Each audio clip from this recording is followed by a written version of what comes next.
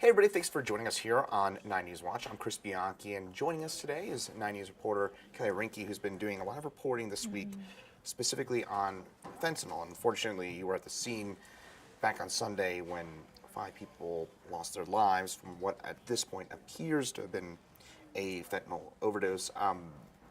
We're going to get into some other topics relating to this here in the next few minutes, but first of all, going back to the report, Kelly, is there anything more we know about that at this point? Well, now we know the identities of the 5 people who lost their lives, and they're incredibly young. Age ranges from 24 to 32 years old.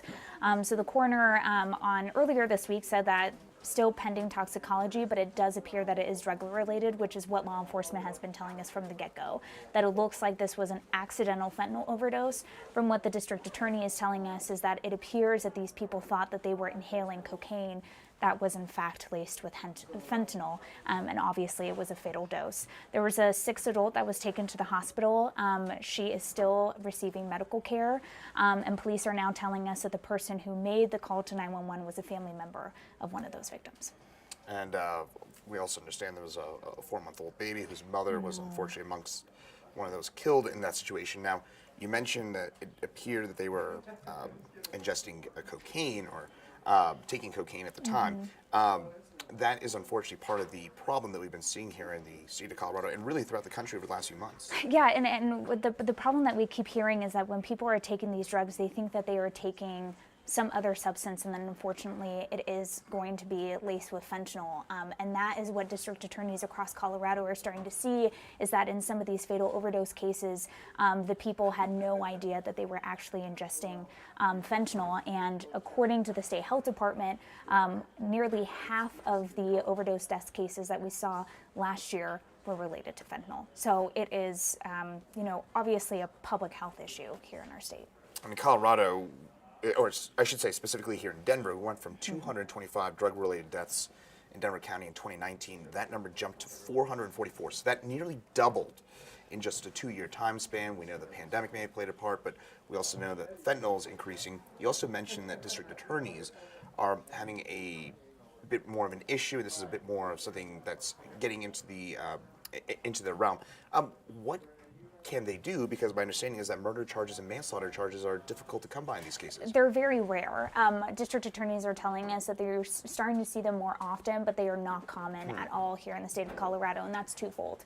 The Boulder district attorney was telling me that in order to charge someone with that extreme of a charge, you have to prove 2 things: that the dealer knew that they were distributing fentanyl, and that they failed to tell the person that they were giving that substance to. He recently filed a manslaughter charge against a man who supplied a pill to a woman that was laced with fentanyl. Unfortunately, she ingested that and she died because of it. And the district attorney believes that she had no idea that the pill that she was taking actually had fentanyl in it. So it's something that we're seeing more, but unfortunately, district attorney says that it just takes a lot of resources to be able to get to that point of a charge in their cases. That's got to be a high bar, right? Because you have to prove that they knew. That's what you're saying, right? That you have to prove that they knew that there was fentanyl in there, which is difficult to prove, isn't it? Well, you have to look through electronic devices, computers, cell phones, and then also in these cases, unfortunately, you have a person who has died because of ingesting that drug, so you can't talk to that person saying, did you know that what you were taking was fentanyl?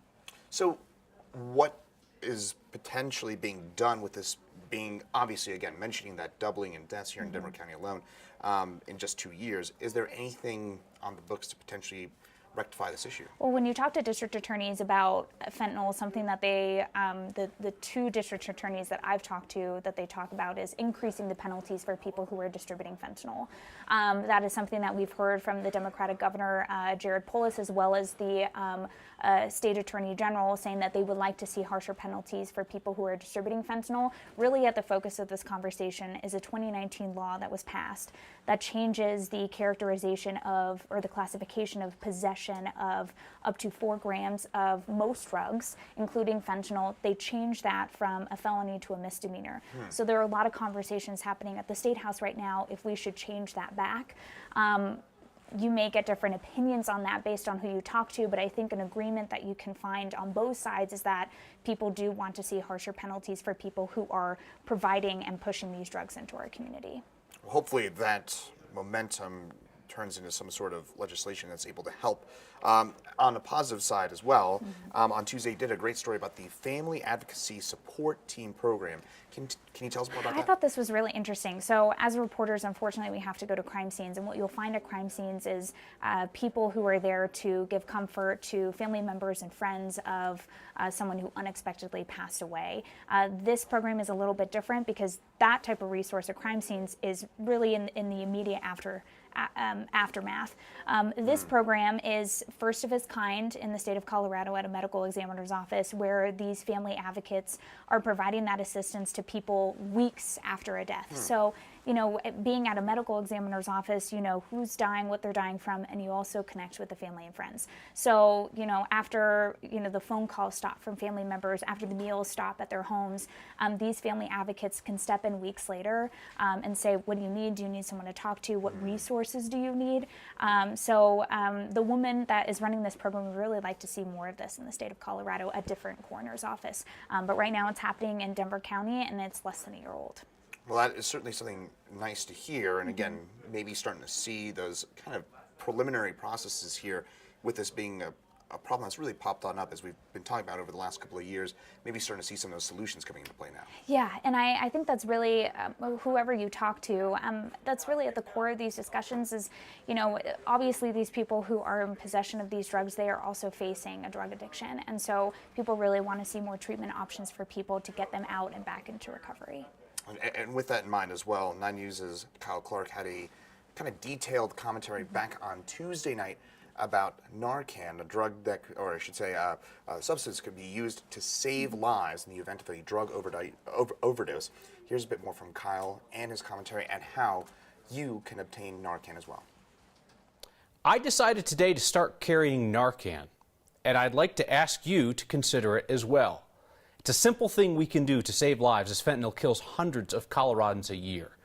The city of Denver is now mailing Narcan to any resident who asks for it. So I asked today, watched the 5-minute video, took another minute to fill out the form to get it. All across Colorado, you can ask for Narcan at a pharmacy and get it without a prescription. If you or someone you love uses drugs, Denver is also offering fentanyl test strips. Narcan, though, is simple. If you happen to be around somebody who's having an opioid overdose, you can administer Narcan as easily as you do an allergy spray and potentially save their life. And it can't hurt them or someone else accidentally. We learned how to do the Heimlich maneuver on the off chance that we could someday use it to save a life. Same thing with CPR. I'm going to carry Narcan. Ask you to consider it too.